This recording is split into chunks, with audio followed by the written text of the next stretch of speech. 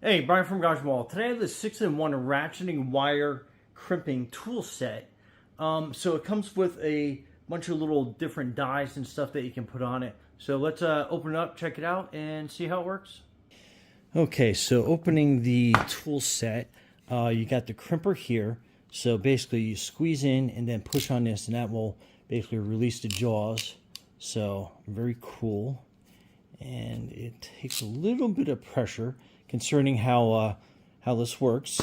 And then these are all the different dies that you can put on simply by using a Phillips head screwdriver, and then that will release that, and we'll show you that in a second. But let me show you the crimping action with this on here already. So if you're going to take some electrical wire, and then basically I kind of like fold them over just to make a tighter fit. And then basically you just kind of like put it in there, let it bottom out.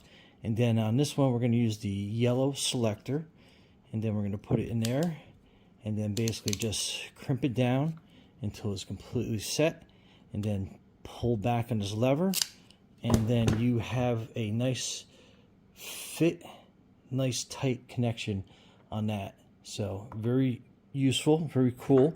And like I said, you get all these different dies in here that you can do a bunch of different things with. And then let's take this one out, and then let me get a Phillips head screwdriver. Okay, so what you're going to be doing is you're going to be matching these up and make sure you have the right orientation. So that is basically how that is going to go together. So kind of hard to reverse because they're not going to fit together nice and smooth. So basically you just take your Phillips,